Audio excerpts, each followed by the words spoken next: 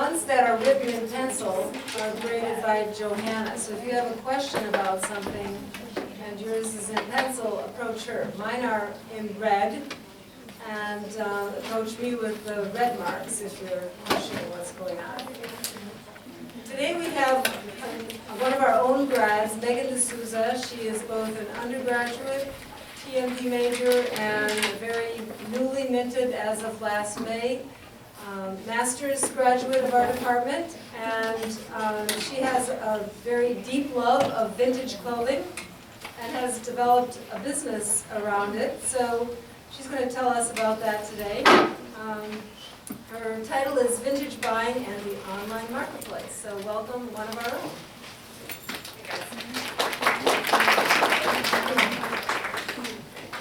Can you all hear me? Okay, so I'm going to talk about, I have an online Etsy shop called Secondhand Swank. I sell both online on Etsy, and I also sell more recently in the real world marketplace at places like flea markets, vintage markets, and actually out of my home as well. So I'm going to talk a little bit about, well, a few things. I'm going to tell you about me and my background, how I got into this really briefly, and then we're going to talk about what is considered vintage clothing, why people buy it and wear it, and then talk about the art of buying vintage for resale, and the type of background and knowledge that you have to be able to do that. And then I'm going to talk about, take you actually through the online marketplace, and we're going to look at a couple different shops where people sell vintage online. I'm going to show you Etsy, which is the medium that I use, and actually take you onto Etsy and show you how to go in and set up a listing. And then I'm going to talk about vintage markets in the real world and what it's the differences between selling online versus in person. And if I have time, I'm going to briefly touch on the way that the internet has essentially changed apparel marketing for creative types as well, but that's kind of, if we have time, I got a lot to get through today. So, as Dr. Welter said, I'm a graduate of both the bachelor and master's programs here. My focus of research was literally everything. Anything you put in front of me, I was a huge nerd and I wanted to research it. I do have a love of vintage though. I started going to thrift stores when I was about 10 years old, just because I liked what I could find there. I didn't like what I was finding in the shops. I would beg my mom. She grew up in a generation where going to secondhand shops was dirty. You didn't do it, and it was very much a class and economics issue. That has completely changed in this day and age for most people, their ideas about that. I also studied dress revivals, I studied historical garments, I studied cultural theory, so I kind of got into this just through a love of the whole culture surrounding it and just the background and history of it as well. So I mentioned my shop on Etsy is called Secondhand Swank. I actually originally started it with a graduate student who's here. Some of you may have met her, Mary Elizabeth Corgan. And we started out together, and unfortunately we were both still in the grad program, but she did not have the time commitment, so I took over the name, she gave me the rights to it, and I continue it to this day. To give you an idea of some of my background and my work experience, I worked for 2 years at a vintage shop called Circa Vintage Wear. It's located in New Bedford, Massachusetts. It was voted by GQ as one of the top 25 vintage stores in America. It is massive. One of the best selections of vintage of all the many stores that I've been to. If you guys ever get a chance to go out there, that's actually a picture of the owner, Chris. He started the store, I think he's going into his 30th year of business now. He started doing vintage before vintage was a thing, before it was popular, and people just kind of thought of it as old clothes. He and his wife were both artistic types. He has a textile background, and he said, you know what, this is becoming more of a thing, people are into this, and they started it. He's never advertised online, he's completely word of mouth, and he's one of the most successful business owners that I've ever met. I also worked at the RISD Museum of Art for a while as an intern. I was there doing all sorts of things. I worked on cocktail culture, and I got a really great experience of seeing a lot of designer labels and higher end stuff that I wouldn't have normally just kind of out in the market. I also taught here briefly, and currently I work for a nonprofit thrift chain, which is spectacular for my online business. So we're going to talk about what is vintage clothing, what is considered vintage clothing. Oh yes, this is, you may have seen Miss Megan, Jane Martinelli around here. Is she here? Miss Megan. I think she's coming down. Oh, right. Hi. Oh, she's hiding in the back, okay, sorry Megan. Megan was nice enough to model some clothes for Mary Elizabeth and I when we first started out. So vintage is a term that's kind of difficult to define. A lot of people use it to refer to a lot of different types of clothing. A lot of people use it as kind of a catch-all phrase for just anything that's old, but it is actually a fairly specific term. Most people who are in the industry and are dealers agree that the label can be applied to objects more than 20 years in age. So anything actually right now pre-1994 can be considered vintage. And this is actually the cutoff that Etsy uses as well. So just keep that in mind when we're talking about some of this stuff. In the past, historically, and I know you guys, some of you have studied this in the fashion forecasting class, styles have a tendency to repeat certain design elements every 20 years or so. This is changing as essentially the styles and trends in general are not really a focus anymore. It's kind of more of a do-your-own-thing fashion world now. So people are going to be revisiting these ideas. But generally and historically, styles that fell within the 20 years new period, so something maybe from 10, 12 years ago, would just be considered outdated, okay? The cycle between styles, as I said, it's accelerating as technology and the way that we are able to view fashion and share fashion, it's altering the way our culture and society and the way we view fashion in general. Another term that's kind of used loosely to apply to older clothing is retro. These are actually two very different terms.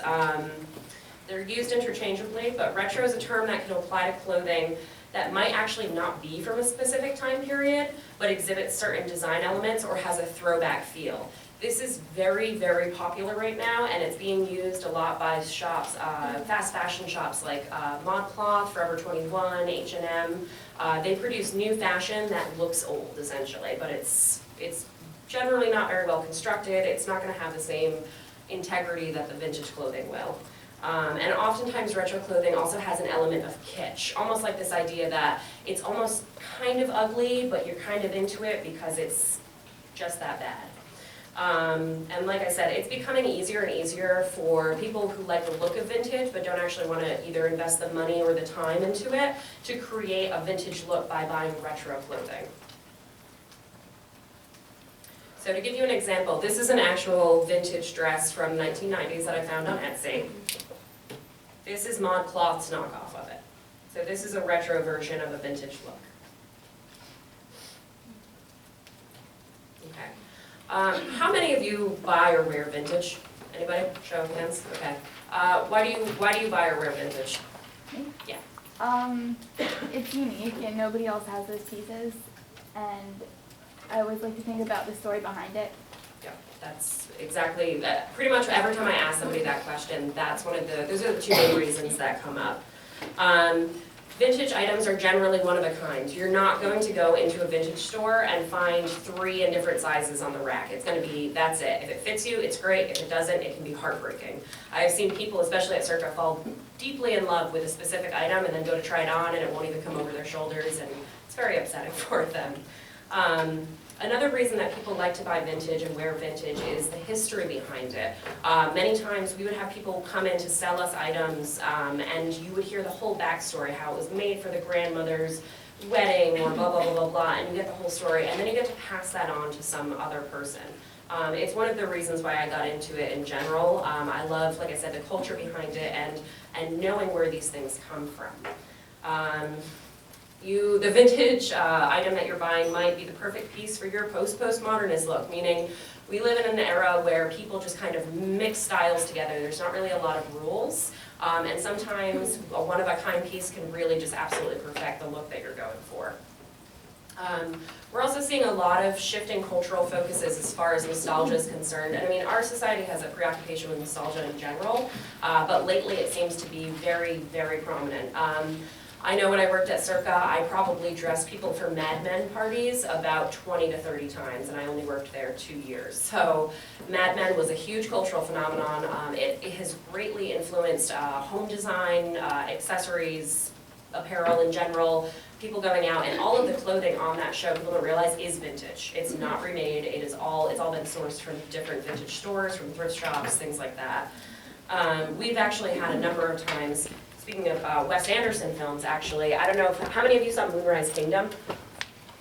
It's one of the most recent ones. It's based in the 60s, and it's the first Wes Anderson movie that was actually based in the specific time period. They sourced some of that clothing from Circa, and again, that was all vintage clothing. So there's just a lot of cultural focus on different time periods right now, and it's creating this very interesting mix of styles. The rarity, too, of these one-of-a-kind pieces, it creates almost like a treasure hunt type appeal. So when people go into vintage stores, they don't know what they're going to find. When they go thrifting for vintage, it's almost the thrill of the hunt that gets a lot of people into this business in the first place. And of course, there's also to consider the monetary value of certain pieces. Certain designers are very rare and worth a lot of money. There are certain skins and furs that are no longer allowed to be traded or trapped that are very valuable. Ostrich skin has actually been a very big thing lately that people have been looking for, and it is illegal to produce these days. I actually brought today some ivory pieces from the 20s as well. Ivory was actually a very hot item about, I would say, 15 years or so, but people have kind of just had this strong distaste for it now, and the value of it has dropped very rapidly. And then there are also people who are vintage lifestylers. So people who, for instance, like the rockabilly community. These are people who dress the look every single day with the perfect hair, with the perfect clothing. I'm thinking of, do you guys know who Dita Von Teese is? Okay, so that's a good example of someone who's a vintage lifestyler. This is someone who has completely committed their look to wearing just vintage and having all of it to go along with it. So I'm going to talk to you briefly about the art of buying vintage for resale. This is literally an art, and it is a practice that takes years and years to get really good at. Some people have an eye for it, but it takes a lot of experience and a lot of knowledge before you get to the point where you can do really well with it. Give me 1 second, guys. I can put the notes up. Okay. All right. So places where people buy and where I buy vintage for resale. Thrift stores are one of the best places. They have the widest selection. I mean, you can go into a thrift store and literally spend hours, which I have done many, many times, much to my poor friends who are with me chagrin. But the thrift stores really are the best selection for your money. However, they're becoming more and more aware of people going out and dealers coming in looking for vintage. I work in a thrift store, and we see dealers who come in every single day. One guy comes in every morning and every afternoon, every single day of the week. Yes, his name is Joe. I see him every day. He's very nice. He buys us pizza sometimes randomly. But yes, so they're becoming more aware of what people are looking for. So you're starting to see more of these items behind the counter in displays, priced very, very high up. I know that Savers, from when I first started shopping there when they came into Rhode Island to where they are now as far as their price point, I just don't go there anymore because it's not worth my time. There's also profit versus non-profit thrift stores, okay? So the thrift store that I work for is a non-profit. All of the money goes into work programs. It's one of the reasons why I want to work for them, and it's one of the reasons why I shop there and support them. Savers is a completely for-profit company, which is another reason why I don't really like to give them my money. They tell people that they are a donation center, but in actuality, they mostly just buy the wares from local nonprofits and then turn around and pocket all the money. So yeah, so that's the story behind most thrift stores. Another great place to find vintage is yard sales, actually, which is one that people kind of pass up pretty often. You can get stuff for dirt cheap at yard sales, and the best part about yard sales, you can haggle. You can talk prices down. I actually got, all right, and I know this is pretty beat up, but this is a vintage Coach purse, okay? A couple years, 4 years ago when I bought this, people were looking for these like crazy. I had 5 women in the first week I had this offer to buy this off my body. I paid $1/4 for it at a church yard sale where I filled a garbage bag with leather purses because all of the purses were $1/4.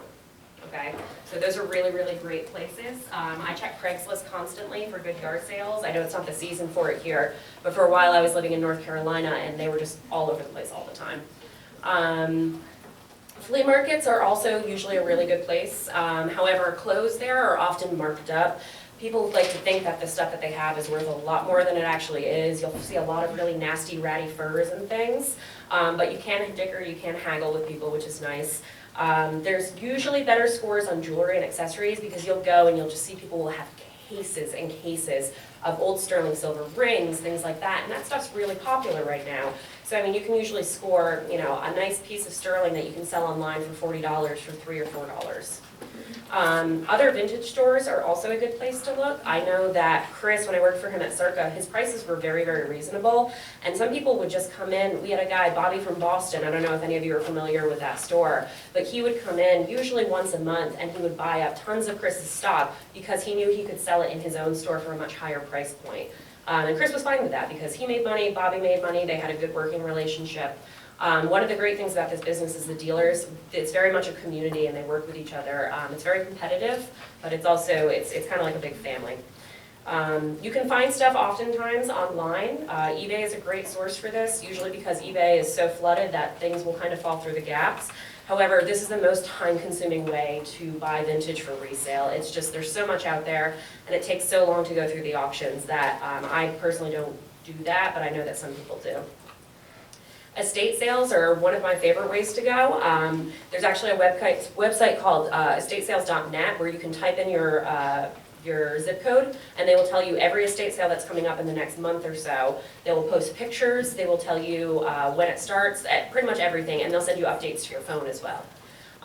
Estate sales are hit or miss. A lot of times with estate sales, they get rid of the clothing. That's the first thing to go, and it'll usually go to a thrift store. So when you get there, a lot of times with estate sales, you're going to be looking for jewelry and accessories, purses, shoes. I got some beautiful leather boots that I'll show you guys a picture of for $1. And that's the other thing about estate sales is that they don't care about the clothes, mostly. I can go with a garbage bag and fill it and give them $40 and they're happy. The last estate sale I went to, I stood in the rain for an hour and a half in the freezing cold, waiting to get in. And I thought that by the time I got in there, everything was going to be gone because there were about 30, I think it was number 35 or 36. No one had touched the clothes. There was still an entire walk-in closet of beautiful 60s maxi dresses.